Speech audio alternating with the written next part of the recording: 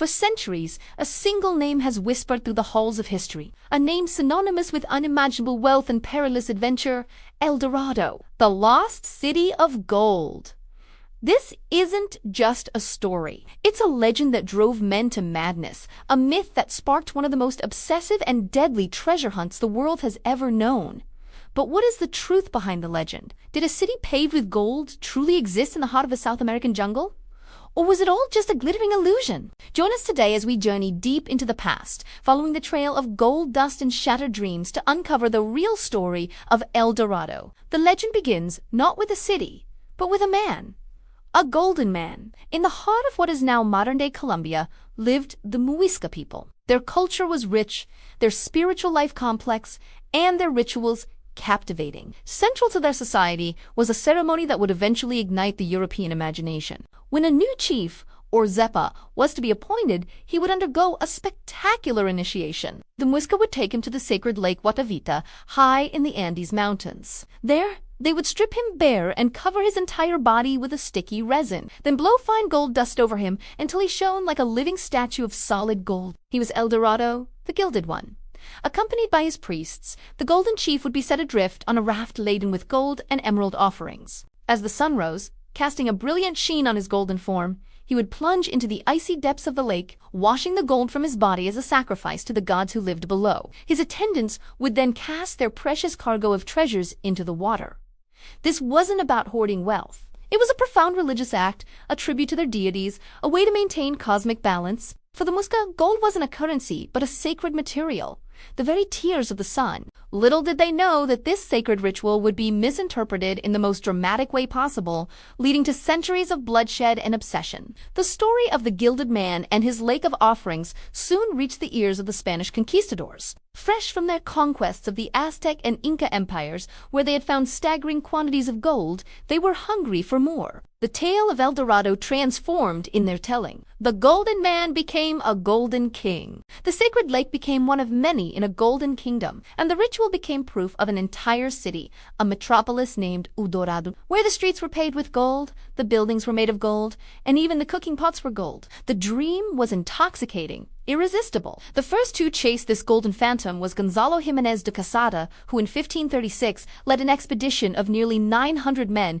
into the brutal Colombian interior. They faced starvation, disease, and relentless attacks from native tribes. After a grueling journey, fewer than 200 men survived to reach the Muisca territory. They conquered the Muisca and found gold. Yes, but not the city they dreamed of. They found the real source of the legend of the ritual at Lake Guatavita, but by then, the myth had already grown far bigger than the reality. The search had only just begun. Quesada's partial success only fueled the fire. Soon, a flood of explorers, adventurers, and desperate men poured into South America, each convinced they would be the one to find the lost city. Men like the German conquistador Ambrosius, whose cruelty became legendary as he tortured indigenous people for information, only to die from a poisoned arrow. There was Gonzalo Pizarro, brother of the famous Inca conqueror, who led a disastrous expedition from Quito into the Amazon basin. His men were reduced to eating their dogs, their horses, and even the leather from their saddles. Many deserted, including one of his lieutenants, Francisco de Orellana,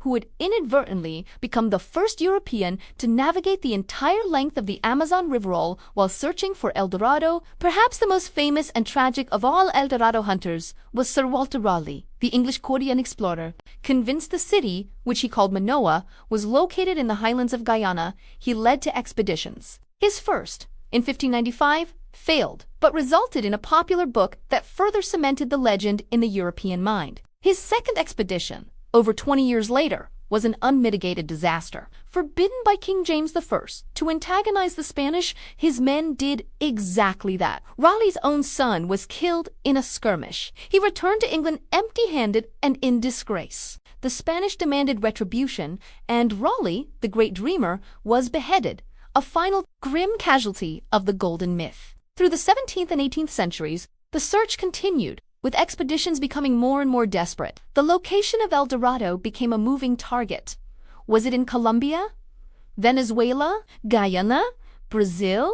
Each failure simply pushed the mythological city deeper into the unexplored jungle. Explorers followed flimsy rumors and tortured confessions, chasing a mirage that always receded just beyond the horizon. They drained lakes, including parts of Lake Guatavita itself. They did find some Muisca gold artifacts, including a famous small golden raft depicting the ceremony, but never the promised city. They found only jungle, disease, and death. The cost in human life, both European and indigenous, was staggering. Entire cultures were disrupted, populations decimated, all in the name of a golden dream. So, why did the legend persist for so long in the face of constant failure? Because El Dorado was more than just a place. It was a symbol of ultimate reward. For the conquistadors, it was a justification for their brutal conquest and a promise of retirement in fabulous wealth. For the explorers who followed, it was the ultimate prize, a discovery that would grant them fame and fortune beyond measure.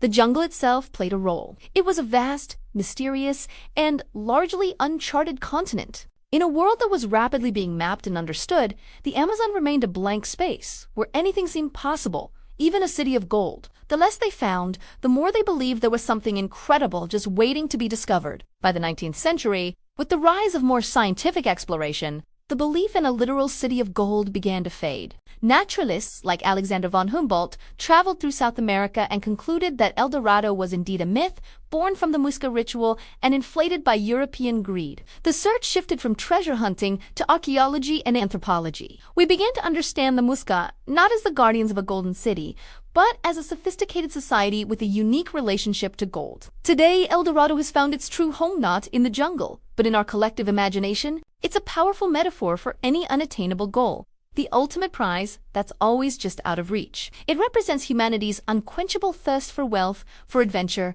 and for a world filled with mystery and wonder. The story of El Dorado is a cautionary tale about the destructive power of greed, but it is also a testament to the incredible resilience of the human spirit, our willingness to risk everything to chase a dream, no matter how impossible it may seem. The Golden City was never found, but the legend of El Dorado is a treasure that will endure forever. Thank you so much for joining us on this journey into the heart of a legend. If you're fascinated by the mysteries of the past, make sure to hit that subscribe button and ring the notification bell so you never miss an expedition. What lost city or ancient mystery should we explore next?